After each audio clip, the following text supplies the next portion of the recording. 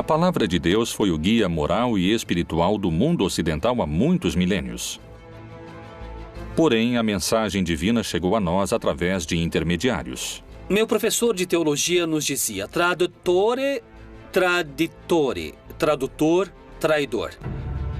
Se o tradutor não concorda com o autor, muda o autor. E como lemos do texto do tradutor, acreditamos que o autor escreveu aquilo. Quem foram os escolhidos para trazer os ensinamentos de Deus a todos nós? Foi Moisés realmente encarregado de levar seu povo através do deserto por uma mensagem divina? Os 10 mandamentos que conhecemos hoje são os que Deus deu a Moisés? Ou existiram outros que foram escondidos? Quando Deus fala da lei a Moisés, ele o manda ler 10 mandamentos. Porém, temos mais de 600 mandamentos que são entregues ao povo. Quem são as pessoas que dizem ser os atuais mensageiros de Deus? Deus deve poder falar através de algumas pessoas hoje. De certa forma, eles são como os anjos, eles são mensageiros de Deus. Pode a igreja assassinar a quem entregou uma mensagem diferente daquela que sua instituição pretendia? Chegaram novos mensageiros de Deus à América Latina que a igreja não reconhece? Um santo pagão é um termo com o qual se quer apelidar a pessoas que já morreram e que o povo ou determinado grupo o considera santo. Segundo a Bíblia, a palavra de Deus chega até nós através de seus vários mensageiros. Mas desde profetas bíblicos até sacerdotes medievais e delinquentes convertidos em santos pelo povo, todos têm sua mensagem e discordam entre si.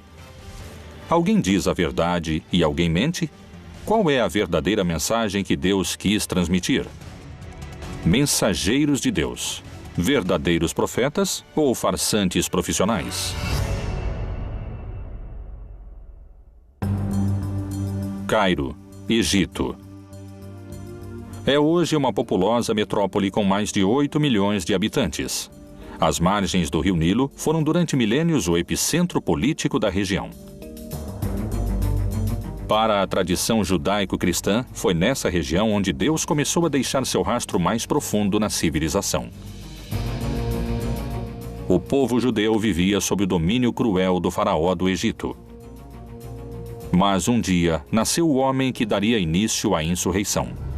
E o rei do Egito falou às parteiras das hebreias, das quais uma delas era Sifrá e a outra Puá, e disse: quando ajudardes a dar à luz as hebreias e as virdes sobre os assentos, se for filho, matai-o, mas se for filha, deixe-a viva. No lar de Moisés, a mãe ficou grávida, teve seu filho e o escondeu durante 3 meses. Por temor que o ferissem ou que o faraó o matasse. O colocou em uma arca com betume e o deixou no rio Nilo, em um lugar de juncos, para que não houvesse perigo de que se afogasse. E o menino foi descoberto pela filha do faraó. Ela o pegou e viu que era um menino hebreu desde o primeiro momento. Ela viu que era um menino hebreu e naquele momento se encontrava ali a irmã de Moisés. Ela disse à filha do faraó que conseguiria uma ama de leite, e a ama de leite que ela conseguiu era a mãe de Moisés. Desde as origens tem aqueles que duvidam dos relatos da vida e do nascimento do mensageiro mais notável da história bíblica. Assim são os mitos, porque hoje você coloca um bebê em um cesto de vime e afunda, né? Acredito que se usava boias naquela época, é isso. Só que, além disso, são tão acertados os mitos, não resgata qualquer mulher, o resgata exatamente a filha do faraó. E permite que a mãe judia, que é outra coincidência mítica, seja ama de leite. Por que deveria ser tão importante no decorrer de sua história o fato de ser criado pela corte do faraó? Alguém que vai libertar e que vai liderar uma rebelião contra o poder não pode ser educado nem criado com mente de escravo. Muitas vezes o líder não deve ter os medos nem as ataduras dos oprimidos. Deus escolheu um representante para que leve sua palavra em um dos momentos mais escuros para o povo judeu. Qual é a forma em que Moisés se transforma no maior mensageiro de Deus de todos os tempos? O episódio da vocação de Moisés é muito lindo porque ele está pastoreando uns animais e de repente encontra-se com uma sarça ardendo que não se consome. Então a curiosidade faz com que ele se aproxime e escute a voz de Deus que diz: tira as sandálias porque esse é um lugar sagrado. Então aproxima-se e é assim como recebe o chamado. Esse receber o chamado corresponde também à manifestação do nome de Deus, porque é ali onde Deus, por pedido do mesmo Moisés, lhe dá seu nome. E o que devo dizer? Quem me manda fazer tudo isso? Diz que quem manda é aquele que é. Eu sou o que sou, daí vem o nome Javé. Portanto, desci para livrá-lo das mãos dos egípcios, e para fazê-lo subir daquela terra a uma terra boa e larga, a uma terra que mana leite e mel. Vem, agora, pois, e eu te enviarei ao Faraó, para que tires o meu povo, os filhos de Israel, do Egito. O texto conta que quando Moisés se vê diante de uma missão tão terrível, ele se sente assustado, porque o que eu vou dizer ao faraó? Porque ele vai me escutar? Quem sou eu para falar com ele? E Deus lhe dá uma série de truques. O cajado que se transforma em cobra, ou que possa transformar água em sangue, como uma forma de impactar o poder dos magos egípcios. Porque desde a perspectiva do faraó, o que vemos aqui é a luta da minha magia contra a magia desse Deus Yahvé. Moisés se apresentou diante do faraó como porta-voz de Jeová. Segundo a Bíblia, a resposta do faraó foi desafiadora. Mas Faraó disse: quem é o Senhor cuja voz eu ouvirei para deixar ir Israel? Não conheço o Senhor, nem tampouco deixarei ir Israel. O faraó não aceita.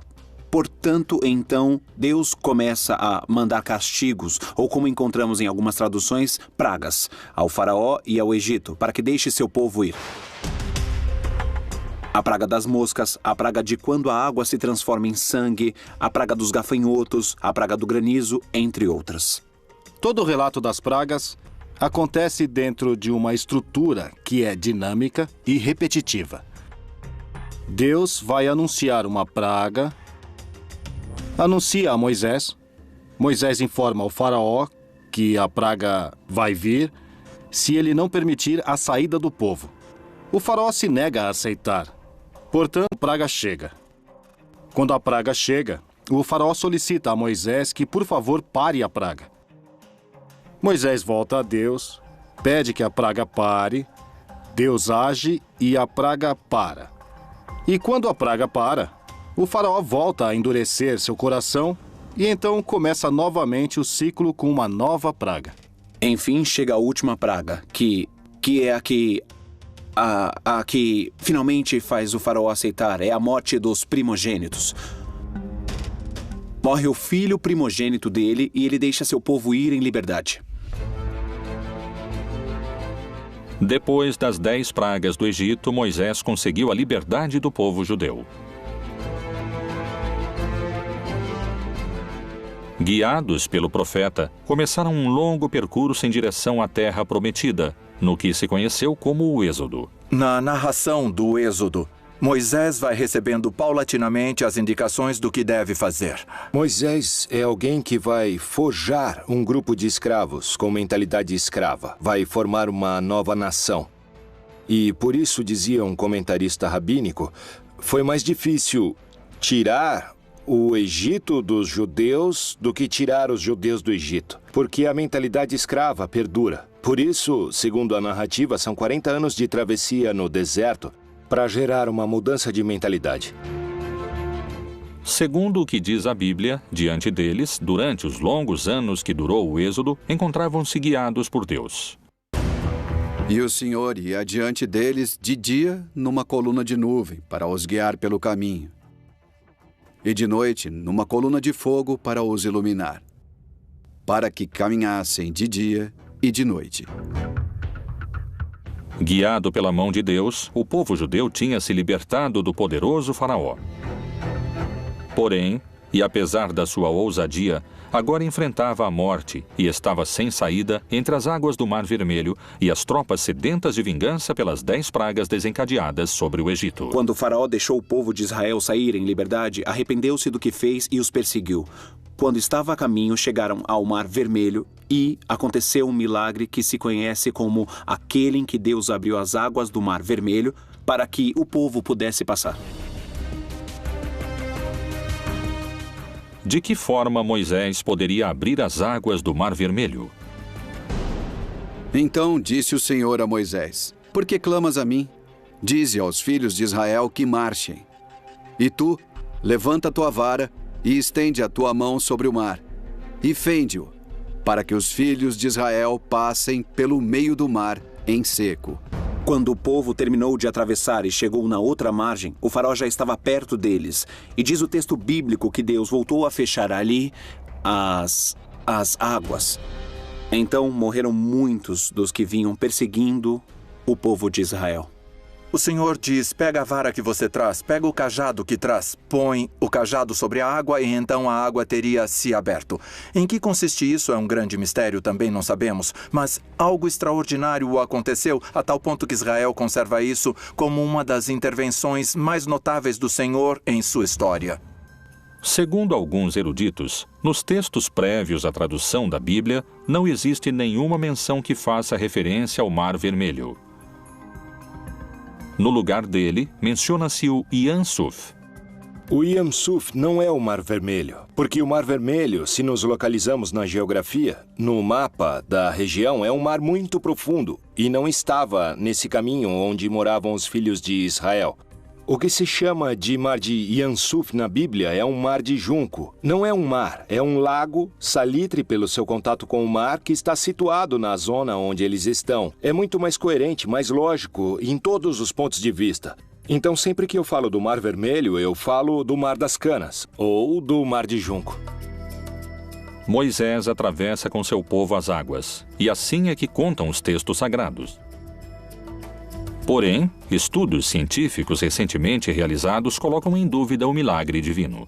O mais provável é que estivesse vinculado a um canal muito importante e pode ter sido favorecido por algum regime de ventos relativamente importante. Na Bíblia, há uma passagem do Êxodo que serviu como guia para este estudo científico.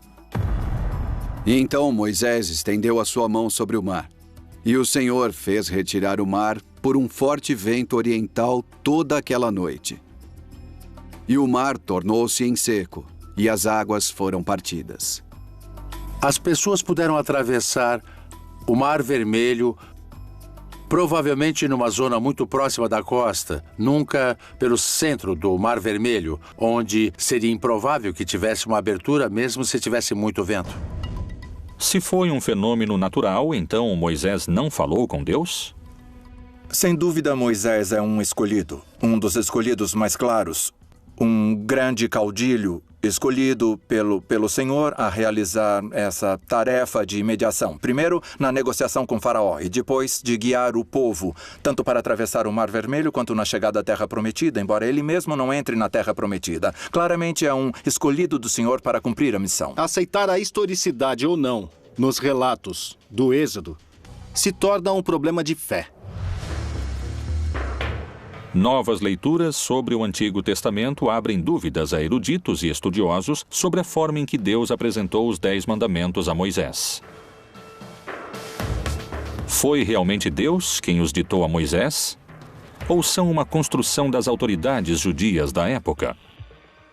Existiram mais mandamentos secretos que quiseram ocultar? São reais os 10 mandamentos? Ou, como alguns afirmam, podem ser as 10 maiores mentiras da história?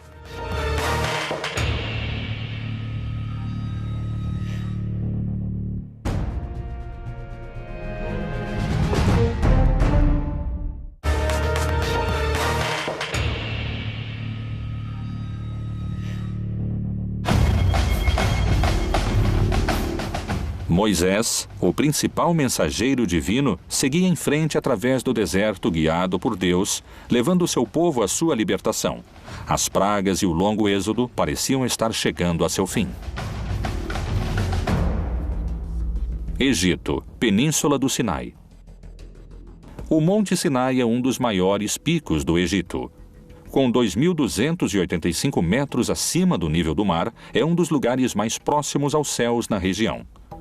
E é aqui, nesse cume, onde Moisés selou a aliança de seu povo com Deus. O encontro do povo com Deus se dá no Monte Sinai. O povo embaixo do Monte Sinai e acima Deus falando, mas parece que sua voz é forte. Tão forte como os trovões. Então o povo diz a Moisés, a voz de Deus nos assusta. Por que você não sobe e ele te fala aquilo que quer nos dizer e você vem e nos conta? E é assim que Moisés faz. E ali recebe diretamente as 2 tábuas da lei. De uma parte, todas as indicações daquilo que tem a ver com a sua responsabilidade de aliança, ou seja, de reconhecer a Deus e render a Deus o culto próprio de Deus, a primeira tábua da lei. E depois toda a série de indicações no que diz respeito à justiça com os outros seres humanos, a segunda tábua da lei. Os 10 mandamentos que conhecemos hoje são os que Deus deu a Moisés? Ou houve mais e foram manipulados?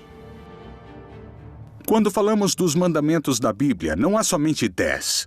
O Pentateuco está cheio de leis. Há muitas listas de mandamentos em Números, no Levítico e mesmo no Êxodo, não é? São chamados de mandamentos ou leis, simplesmente. São propostas ou ordens que vão ser entregues a um povo e aos líderes para que possam ter uma boa maneira de viver.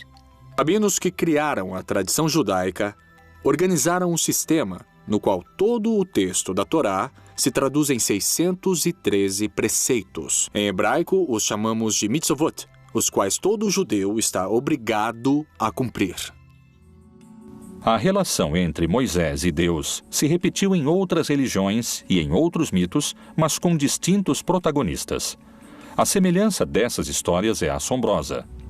Pôde Moisés ter copiado a outros profetas do passado? Moisés também pode ser um arquétipo. 500 anos antes de Moisés, Hammurabi, rei da Babilônia, subiu a montanha sagrada e o Deus Sol lhe deu a lei gravada em pedra para reger a humanidade. Não esqueçamos que Maomé também subiu a montanha sagrada, se impulsa em uma pedra sagrada. E Deus, que em árabe se chama Allah, não é outro Deus. É simplesmente a tradução da palavra Deus, só que em árabe. Lhe dá o Corão. Então, Moisés tem que fazer o mesmo que os grandes líderes para que o povo creia que essa lei foi Deus que mandou. Foram os 10 mandamentos o resultado do encontro entre Moisés e Deus? Ou isto nunca aconteceu? Os 10 mandamentos já eram lei no Egito. E o Egito vai pegar da Mesopotâmia, da Babilônia e dos assírios. Eles já tinham umas leis muito parecidas, que é uma espécie de um código de ética civil. Para que não nos matemos, para que não roubem minha terra. É quando surge a propriedade privada. Não toquem em minhas vacas. Se os mandamentos foram escritos pelas autoridades da época, o que aconteceu no Monte Sinai? Muitos especialistas afirmam que os 10 mandamentos poderiam muito bem ter sido mais numerosos, ou poderiam ter sido distintos.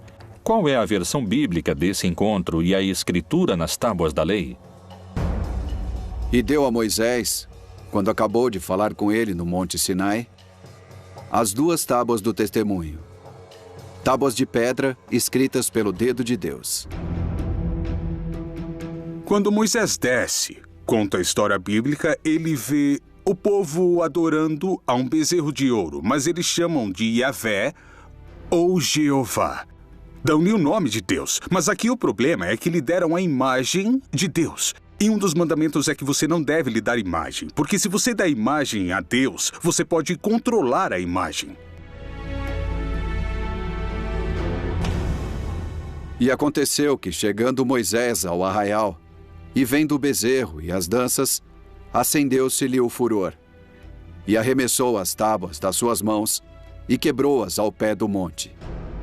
Os 10 mandamentos estão escritos em 2 tábuas, e houve 2 edições dessas 2 tábuas. A diferença entre uma e outra é que, segundo a Torá, no primeiro caso, Deus escreveu com sua própria mão as tábuas, e no segundo caso, Deus ditava e Moisés escrevia, o que nos dá lugar a pensar que ali Existe uma brecha. Meu professor de teologia nos dizia tradutore, traditore, tradutor, traidor. Se o tradutor não concorda com o autor, muda o autor. E os que lemos ao tradutor, acreditamos que o autor falou isso. Os 10 mandamentos e a forma em que foram entregues a seu mensageiro continuam sendo um mistério e, para muitos, puderam ter sido manipulados. Disse mais o Senhor a Moisés: escreve estas palavras, porque conforme ao teor destas palavras, tenho feito aliança contigo e com Israel. Pôde ter Moisés manipulado os textos ou foi uma mensagem de Deus? Todas as tradições religiosas pressupõem que os profetas e aqueles que transmitiram essas mensagens e esses textos agiam com credibilidade e com paixão em busca da verdade. Então, com essa suposição, você diria, bom, seria muito estranho se alguém se atrever a adicionar ou tirar algo da mensagem divina. Foram os textos canônicos que envolveram a Moisés os únicos que relatam o que Deus quis transmitir sobre os mandamentos que hoje conhecemos? Ou houve outros que oferecem uma versão distinta? No começo do século II e até o século V, se escreveram distintos evangelhos. Ou seja, já não pertencem à época dos apóstolos, nem dos discípulos dos apóstolos. Existem livros apócrifos tanto no Novo Testamento como no Antigo Testamento. Dentro dos apócrifos do Antigo Testamento, encontramos uma comunidade chamada Essênios, que era uma seita judaica que vão produzir uma série de textos. E um desses textos nos fala sobre uma das tábuas e das 2 tábuas, dos 2 momentos em que fazem as tábuas.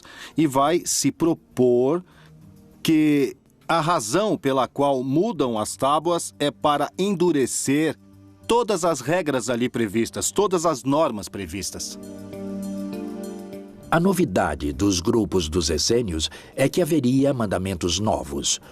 Por exemplo, o de se purificar em água 2 ou 3 vezes ao dia, o de se vestir de branco, o de preferir uma comida um pouco mais vegetariana e frugal que o resto dos judeus, e a preferência por se abster das relações sexuais. Quais foram os verdadeiros mandamentos que Deus quis deixar de legado à humanidade? Foram os 10 mandamentos o resultado do encontro de Moisés com Deus? Os mais crentes acreditam que sim.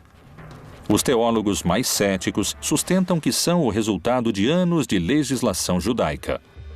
Existem pessoas que em tempos modernos juram falar com Deus como fazia Moisés. Estão entre nós os novos mensageiros de Deus?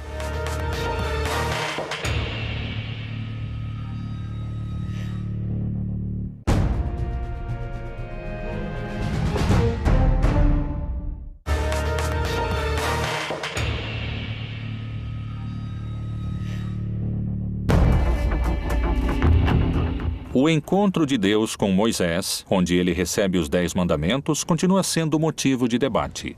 Durante muitos anos, a Igreja tem tido distintos profetas que levaram a palavra bíblica. E muitos acreditam que as mensagens de Deus seguem, não se calaram, especialmente na América Latina. Em Centeno, Santa Fé, na República Argentina, está localizado o Santuário de Maria Rosa Mística. Um lugar onde uma mulher, Maria José Reynoso, diz se encontrar com a Virgem Maria. Em 1999, apareceu para mim a mãe. É assim que eu chamo a Virgem. Eu a chamo de mãe. Eu estava rezando. Ela apareceu no corredor e me assustou, mas era algo tão divino, algo tão grande. Eu pensei que seria só daquela vez e nunca mais. Porém, não foi assim. Parece que eu devia me preparar. E foi assim, porque em 6 de abril de 2010, eu estava rezando. E ao pé da cama, ela apareceu para mim, com seus braços estendidos. E eu digo que ela jogava purpurina e o padre Benjamin me disse que não, que são bênçãos que ela derramava. Quais foram as mensagens que Maria José assegura ter recebido diretamente da Virgem? Ela me pede que vá buscar uma imagem na paróquia. Eu comento isso com o padre Benjamin Ele vai à busca e me diz: é essa? Sim, eu digo. Ela pede que eu reze todos os dias o Santo Rosário e que fale sobre ela. Cada final de semana, aproximadamente 4.000 pessoas se reúnem e peregrinam para receber o que dizem que é a mensagem da Virgem através de Maria José. Maria José chega a muitos fiéis e por distintas vias. Há muita gente que a conhece e não foi na missão. Estando no meio dos peregrinos, Maria José parece demonstrar um poder sobrenatural quando toca na cabeça das pessoas. Tem a capacidade de desfalecer a quem participa da procissão. O que é que experimentam seus seguidores que asseguram não serem os mesmos depois da imposição das mãos? Senti uma paz, um descanso. Sai toda essa angústia que você tem dentro. Alguma coisa muito especial e sempre vou continuar seguindo ela, porque é uma experiência muito bonita que enche de paz e nada mais, meu amigo. O ano passado, a minha irmã ficou doente e me pediu um favor que a acompanhasse para ver a Maria José. Eu disse que não queria, porque não acreditava em Deus, porque não acreditava na Virgem, não acreditava em ninguém. Fiquei na fila para minha irmã. E a primeira que caiu fui eu. São realmente milagres? Ou estamos diante de uma sugestão coletiva? Acredito que todos os grupos religiosos e místicos que desenvolveram distintas práticas espirituais ao longo da história incorreram em práticas deliberadamente que favorecem a formação dos estados de consciência pouco habituais ou também pouco raros. Porque surgirão falsos cristos e falsos profetas. Farão tão grandes sinais e prodígios que, se possível fora, enganariam até os escolhidos. Como e por que assegura Maria José ter esses poderes curadores? A mãe me diz em uma mensagem: aquilo que tocar sua mão tocará a minha. Ela, ao longo dos 5 anos, foi me ensinando, foi me moldando. No começo rezávamos o Santo Rosário somente. Até que um dia ela me disse o que ia acontecer. Que eu ia tocar as pessoas através dela e que iam cair em descanso. Esse descanso se chama Descanso do Espírito, onde a mãe vai cuidando de cada um deles, segundo as necessidades. Segundo o que contam no hermético círculo que rodeia a Maria José Reynoso, as mensagens da Virgem continuaram chegando. A mãe aparece segundo as necessidades. Eu posso estar sozinha, posso estar em uma reunião, posso estar, inclusive, nos lugares mais insólitos. Quando ela precisa, ela aparece. Às vezes ela não aparece, eu não posso vê-la. Mas sim, eu a escuto. É assim que é a nossa mãezinha do céu. As mensagens que transmite Maria José são a palavra de Deus através da Virgem? Ou são a voz de alguém que se alucina para fazer contato divino?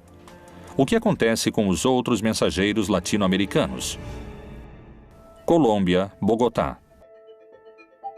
Maria Francia, uma humilde mulher do departamento de Caldas, assegura ser a escolhida para transmitir as mensagens e a missão que Deus lhe encomenda. A primeira mensagem do céu que recebi foi através da minha irmã que faleceu há 33 anos. Foi ela quem me disse que em breve o céu me daria uma missão e me daria liberdade para decidir se aceitava ou não. Se eu decidir aceitar a missão, o prêmio que me esperava era este. Então ela segura minha mão e me leva por todo o céu umas 4 ou 5 horas. E eu queria ficar ali, porque era uma mulher muito doente. Muito, muito doente. Eu disse à minha irmã que queria ficar no céu, que queria ficar ali junto com ela. Ela me disse que não. Vai, volta, que logo mais você conhecerá a missão da qual o céu vai te incumbir. Pôde realmente Deus manifestar suas mensagens através dos mortos? Se for o caso, quais puderam ter sido? Assim me deram a missão. Acredito que do céu, do Pai Deus, depois de receber mensagens, inicialmente da Virgem, depois do Nosso Senhor, depois uma mensagem de São João Paulo II, e Jesus me disse que cobrará cada uma das palavras que eu transmitir à humanidade de acordo com cada uma das frases que ele pronunciou. Há testemunhas que asseguram ter recebido as bênçãos e os milagres que Maria Francia realiza como mensageira de Deus. já que em dezembro começou a sair uma afta na minha boca. Eu fui ao médico e ele me encaminhou ao especialista. 8 dias depois voltei para buscar meus exames e acabou sendo câncer. E então chovia e eu fiquei ali parada na grade e passaram pela minha cabeça tantas coisas. Então olhei para aquela poça e ali havia uma luzinha que brilhava naquela poça d'água. Me ajoelhei e eu a peguei. Imaginem que naquela poça d'água eu vi a Virgenzinha. Era a Virgem de La Milagrosa, a Virgem que adoram aqui. A Maria Fernanda e o William são intermediários de Deus. E eu acredito firmemente que, através deles, Deus e a Virgem se comunicam com nós, nos dão suas mensagens e nos deixam conhecer muito do caminho e da vida deles. E assim eu continuei vindo. Então aconteceu que, 3 meses depois dela ter colocado as mãos em mim, me disseram que eu estava curada. Eu já não tinha mais nada. Graças a Deus e à Santíssima Virgem, me curei. A Bíblia parece contemplar a possibilidade dos mensageiros. E o Senhor, Deus de seus pais, falou-lhes constantemente por intermédio dos mensageiros, porque se compadeceu do seu povo e da sua habitação. De que maneira podemos saber se são realmente mensageiros de Deus? Como se manifesta a Igreja Católica nesses casos? A Igreja avalia essas mensagens, avalia a pessoa para ver se ela está lúcida e, se for esse o caso, nós também avaliamos a mensagem. É uma mensagem consistente com os evangelhos? As revelações privadas, incluindo tudo o que revelaram através da Virgem Maria e de suas aparições, são, de certa forma, opcionais. São boas para acreditar, mas não somos obrigados a acreditar nessas coisas. Para a igreja que acredita e é possível uma aparição, também manifesta prudência. E não é que a Virgem ou os santos estão aparecendo a todo segundo e a todo instante e em qualquer lugar. E não dar tanto crédito a essas supostas aparições. Amados, não creiais a todo o espírito, mas provai se os espíritos são de Deus, porque já muitos falsos profetas se têm levantado no mundo. Não existe a possibilidade de que Deus precise de um mensageiro para ficar revelando realidades cotidianas e repetitivas. Acima de tudo, se Deus pretende uma mensagem específica a uma comunidade, não necessariamente vai querer uma pessoa exclusiva utilizada para esse tipo de manifestações. Lamentavelmente, eu não sou apoiada pela igreja. E no começo eu sofri muito, mas, bom, eu fui assumindo. Eu quero ser defendida por meus pais celestiais. É o que mais me importa nesse momento.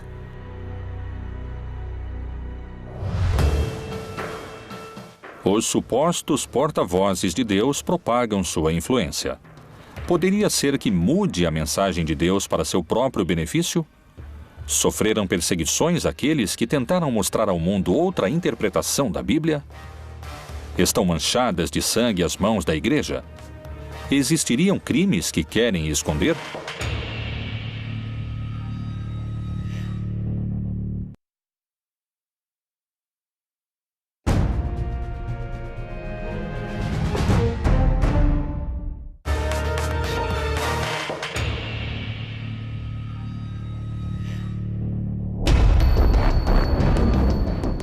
Os mensageiros de Deus não só se encontram nas passagens bíblicas, mas também, como alguns asseguram, se encontram hoje trabalhando entre nós, além das páginas do livro sagrado. As traduções da Bíblia foram numerosas. Há 450 línguas de forma completa e há mais de 2.000 de forma parcial, o que a torna o livro mais traduzido da história. Cada nova tradução leva a mensagem de Deus a milhões de pessoas. Mas tentar divulgar a palavra divina poderia ser muito perigoso. Quem foi William Tyndale e qual foi seu trágico desenlace depois de ter traduzido a palavra de Deus? Um personagem-chave importante nesses episódios foi William Tyndale, William foi um estudante do grego e do latim e tinha destaque. Se caracterizou por querer traduzir o texto grego, que traduziu Erasmo de Roterdão, ao inglês do povo comum da Inglaterra. Porém, muitos não permitiam que fosse traduzido o texto à língua comum do povo. E isso não só aconteceu na Inglaterra, mas também na Alemanha, na Suíça e nos Países Baixos. Tyndale foi caçado pela igreja, porque a igreja acreditava que o povo não deveria contar com a Bíblia no seu próprio idioma, nem o Pai Nosso podia ser repetido em inglês, tudo tinha que ser em latim. Pela ideia de que as pessoas poderiam distorcer a Bíblia porque não iam poder entendê-la. Tyndale publicou o Novo Testamento em inglês, fora da Inglaterra, porém foi traído por um amigo e a Inquisição o levou de volta à Inglaterra, onde morreu queimado vivo na fogueira, por ter traduzido sem o consentimento da igreja o que ele considerava ser o pão espiritual do qual as pessoas estavam precisando. E viu alguns tronos, e foi entregue o poder de julgar aos que neles se assentaram. E vi as almas dos que foram degolados por causa do testemunho de Jesus e da palavra de Deus. A partir das traduções de Tyndale, a mensagem de Deus podia chegar a quem nunca tinha chegado antes. E isso, aos olhos de muitos, podia ser perigoso. A Igreja Católica continuou condenando a tradução da Bíblia, sobretudo porque o povo católico é muito ignorante da Bíblia. Portanto, incapaz de questionar os textos bíblicos, que na prática estavam todos proibidos. Segundo eruditos e teólogos, a tradução de Tyndale era perigosa porque, ao aproximar a mensagem de Deus ao povo, o sacerdote não seria mais o intermediário entre os devotos e Jeová. Os príncipes, os governantes tinham muito medo que o povo, ao ter acesso às escrituras, o Papa e os líderes religiosos, a igreja institucional pudesse perder o poder. As pessoas comuns não deveriam ler a Bíblia porque iriam interpretá-la errado. O que, na verdade, ia acontecer é que as pessoas não iriam precisar do clero como intermediário. A ideia protestante era que o povo diretamente tinha que ter a Bíblia no seu idioma e que cada crente tinha que interpretá-la. Então, realmente não tinha problema. William é aprisionado, depois assassinado e, por fim, morre na forca, mas também é queimado. A razão? Por traduzir o texto do grego ao inglês comum do povo.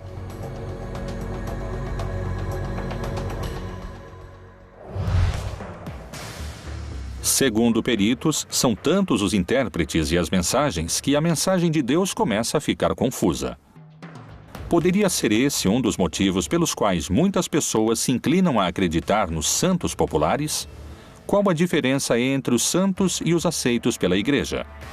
Falar em mensageiros de Deus não pode se limitar à Bíblia e ao cristianismo. Criminosos, ladrões e assassinos que hoje muitos consideram como os verdadeiros mensageiros de Deus.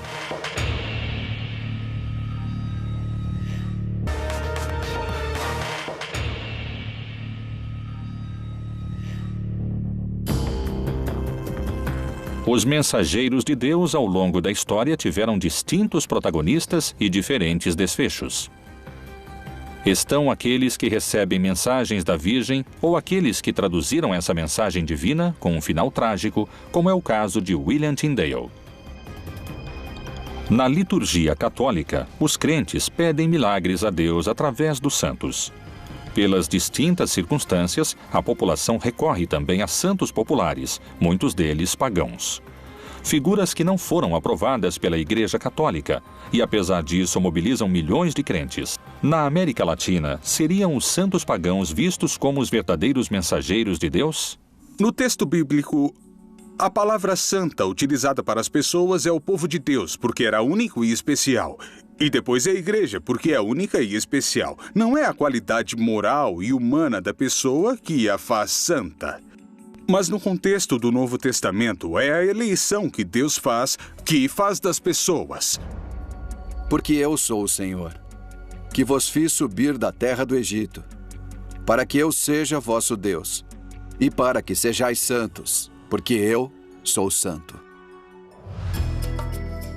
Muitos acusados de estupros, roubos e assassinatos. Os santos pagãos populares latino-americanos costumam ter um passado criminal. O santo dos narcotraficantes, o santo dos ladrões e etc., não seriam os mensageiros de Deus. Primeiro, nem sabemos se existiram. Segundo, o cristianismo não tem fetiches. O cristianismo não acredita que uma imagem ou que um objeto vai solucionar seus problemas. O interesse de Cristo está na transformação do coração das pessoas. Poderíamos pensar que os santos populares estão associados ao que seria a precarização, a necessidade, a ausência de canais institucionais para solucionar muitos problemas que eles poderiam ser atendidos sem necessidade de recorrer a forças mágicas ou sobrenaturais ou religiosas. Quem são os personagens transformados em santos populares para quem pedem milagres? México, Tijuana. Nessa região se sobressai a figura de Juan Soldado, santo patrono dos indocumentados mexicanos. A figura de Juan Soldado só tem sentido como todos os santos populares a partir da sua inscrição numa história social particular. E nesse caso, a história social é o fim da chamada Lei Seca, a Lei Volstead, do fim da proibição da bebida alcoólica. Isso gera movimento, as pessoas se confrontam, tem mortos, se fecha a fronteira internacional, se declara o Dia Sangrento de Tijuana. Nesse movimento exato se dá o assassinato da menina Olga Camacho. As pessoas vão tentar linchar o suposto responsável, Juan Castillo Morales, que foi acusado e, em uma situação sumamente irregular, se faz justiça. E assim, diante dos olhos de todos, ele é abatido e morre. Imediatamente depois, começam a aparecer testemunhos onde, supostamente, Juan Castillo Morales aparece com sua alma clamando sua própria inocência. Então, as mesmas pessoas que queriam linchá-lo começam o processo de santificação. Mas quais seriam os motivos pelos quais se transformam em santos esses personagens que parecem estar tão afastados da palavra do Senhor? Na Bíblia não há nenhuma figura santa, não há nenhuma figura perfeita. Além disso, o livro de Eclesiastes, Planteia, diz uma frase que não há pessoa justa que não peque. E nós vemos os defeitos de Abrão, de Moisés, de cada uma das figuras mais sagradas. São seres humanos que, na sua procura por se encontrar com Deus, por cumprir sua missão com seu destino, tropeçam, caem e encontram o seu lugar no mundo. Outro dos santos pagãos mais populares é conhecido como Santa Muerte. A origem dessa crença data da época pré-hispânica e está relacionada com os deuses astecas e maias. Por que aquelas pessoas que vivem vidas marcadas pela violência veneram a esse santo pagão? O culto a Santa Muerte nasce de uma contínua exposição a perder a vida. Pensa-se que o dono da vida é a morte. Então eu o adoro, eu lhe peço para não perder a vida em um contexto de violência e de morte. O culto à Santa Morte é um culto onde se misturam cultos típicos da violenta realidade carcerária que tem a ver com a manipulação de ossos, de cadáveres em determinados momentos rituais. Essas pessoas que provêm de setores populares levam a religiosidade dos setores populares também às cadeias. E nas cadeias se mistura com outro elemento também importante, que é o elemento da violência. E para fazer a diferença entre o santo e o profano, e entre o imundo e o limpo. A Santa Muerte é um culto aberrante e contraditório desde o ponto de vista católico. Não só não são mensageiros de Deus, são um perigo para quem entra nessas práticas e para quem se incorpora às filas dessas pseudo-religiões. Por que esses santos são venerados cada dia por mais pessoas se seu passado se relaciona com a violência e a morte? Os santos pagãos respondem a essas necessidades específicas das pessoas porque sempre há pobreza, sempre houve injustiça econômica. em todos os povos. Então, esses personagens e esses outros líderes alternativos vão dizer: venham, há um lugar para vocês se nas suas igrejas, nos seus governos e nas suas sociedades e nas suas famílias não aceitam vocês, nós sim aceitamos. E é claro que as pessoas vão responder a isso. Ocupariam os santos pagãos lugares de contenção que outras instituições não souberam atender? Seria essa uma forma plebeia e rebelde de se comunicar com Deus, na qual o povo estabelece seus próprios mensageiros?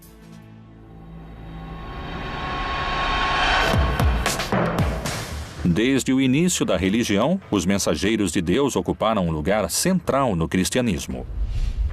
Realmente Moisés falou com Deus, ou pode ter formado parte de uma construção necessária para doutrinar o povo? Existiriam na atualidade pessoas que são portadoras da mensagem de Deus? A Igreja Católica procura difundir a palavra de Deus, ou alguns na instituição adaptam o sentido da Bíblia à sua conveniência? Os Mensageiros de Deus, outro dos mistérios da Bíblia Proibida.